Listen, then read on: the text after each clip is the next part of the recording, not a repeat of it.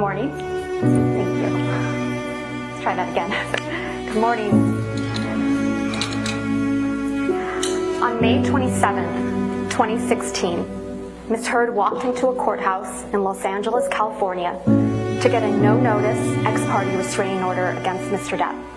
And in doing so, ruined his life by falsely telling the world that she was the survivor of domestic abuse at the hands of Mr. Depp. Today, on May 27th, 2022, exactly 6 years later, we ask you to give Mr. Depp his life back by telling the world that Mr. Depp is not the abuser Ms. Heard said he is, and hold Ms. Heard accountable for her lies. Ladies and gentlemen of the jury, as you probably know by now, my name is Camille Vasquez. On behalf of Mr. Depp and all my colleagues at Brown Rednick, I want to thank you deeply for your time and your service over these last 7 weeks.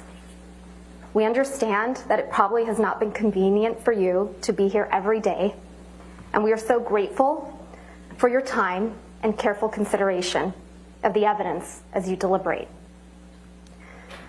After weeks of sitting in this courtroom, listening to testimony and looking at evidence, now it's time for you, the jury, to come to a decision. You have been entrusted with a serious task. What is at stake in this trial is a man's good name. Even more than that, what is at stake at this trial is a man's life.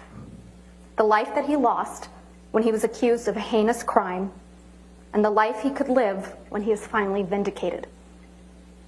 Exactly 6 years ago today, on May 27th, 2016, Ms. Heard walked into court and filed a false report of domestic abuse against her husband of 15 months, Johnny Depp. The scene was a setup. She tipped off the paparazzi so they would be waiting. They knew exactly where she would pause, which side of her face to photograph. And the photos captured what she wanted them to see, the image of a battered woman. What the paparazzi did not know is that the dark mark on her face mysteriously appeared 6 days after last seeing Mr. Depp. It was a lie. She knew it, Mr. Depp knew it, and the multiple witnesses you heard from who saw her that week of May 21st, 2016 also knew it. But the world only saw what she wanted them to see.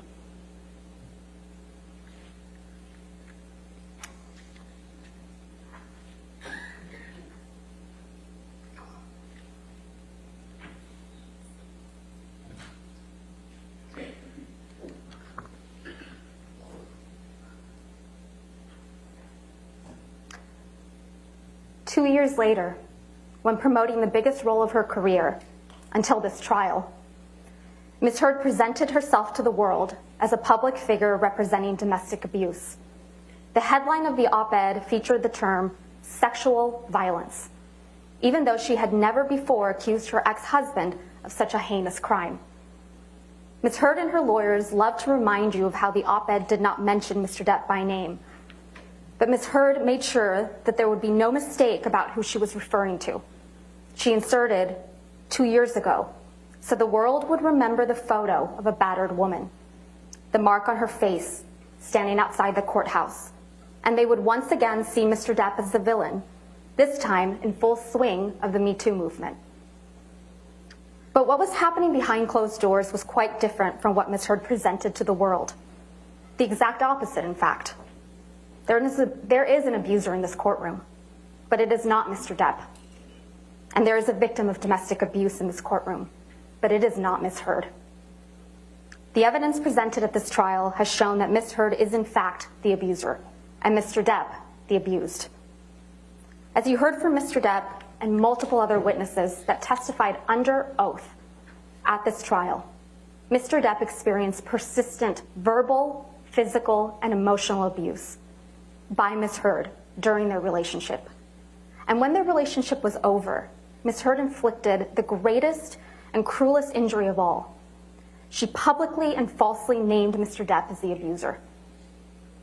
Ms. Heard never thought she would be held accountable, never thought that she would have to face her abuser She never thought she would have her supposed mountain of evidence vetted. She never thought that Mr. Depp would tell you, the jury, and the world that he was the real victim of domestic abuse. She said it in her own words. You can please tell people that it was a fair fight and see what the jury and judge think. Tell the world, Johnny. Tell them, Johnny Depp. Johnny Depp, man, I'm a victim too of domestic violence, and yes. I know it's a fair fight. And see how many people believe or side with you.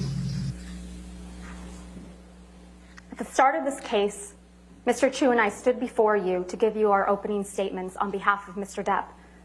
During that statement, we made promises to you about what the evidence would ultimately show at the end of this trial. We've kept those promises. One of those promises we made was that you would come to understand who Ms. Heard is, that she is a deeply troubled person, violently afraid of abandonment, desperate for attention and approval. And in her relationship with Mr. Depp, she was violent, she was abusive, and she was cruel. You heard from Dr. Shannon Curry, who explained that Ms. Heard suffers from borderline personality disorder and histrionic personality disorder. These are disorders that are characterized by anger, sometimes uncontrollable and explosive anger, and a powerful, sometimes desperate need for attention, acceptance, and approval. Fear of abandonment is the deepest fear. A person with these disorders will suffer from dramatically fluctuating moods and can sometimes be violent and aggressive. They can also be charming and likable, but they can be incredibly manipulative and wild. An emotional roller coaster with wild swings, from idolizing their partner to devaluing him. In fact, you saw that when she completed testing with her own forensic psychology expert, Dr. Dawn Hughes. Ms. Heard self-reported that she felt like she had 3 or 4 different personalities, and that sometimes her temper would explode and she'd completely lose control. You heard from multiple witnesses that Ms. Heard can be very pleasant, even charming. But you also heard from multiple witnesses and in audio recordings of Ms. Heard that she can be incredibly aggressive, violent, and cruel. You heard that even from her former assistant, Kate James, Ms. James testified that Ms. Heard would scream, yell, and send her barrages of text messages. In fact, Ms. Heard testified that Ms. James testified that Ms. Heard literally spat in her face. You heard from Ms. Heard's former best friend, Rocky Pennington, that Ms. Heard once hit her when Ms. Pennington did not do her best to meet Ms. Heard's needs. You also heard from Beverly Leonard that she once witnessed Ms. Heard assault her then partner in Seattle Airport in 2009. And you heard from Mr. Depp that Ms. Heard used her sister Whitney as a punching bag, literally and figuratively. You also heard overwhelming evidence from Mr. Depp and the people that were around him and Ms. Heard during their relationship, that Mr. Depp suffered persistent verbal and physical abuse at the hands of Ms. Heard. You've heard evidence from Dr. Curry and the fact witnesses at this trial that Ms. Heard's deepest fear is one of abandonment, being left by Mr. Depp. Mr. Depp's greatest crime in her mind, the fault she confronts him with time and time again, is that he splits. He leaves the fight, especially when Ms. Heard gets physical, and she couldn't stand it when he did. You heard from Ms. Heard yourselves in audio recordings how upsetting it was to her when Mr. Depp would split. Anytime anything goes wrong, you split. I feel like it's your first thing. And it's unnecessary. It's not always you're splitting because there's blows or because there's yelling or anything. You split most times when I'm still speaking in this volume and nothing has been thrown or hit or anything. You saw the barrage of text messages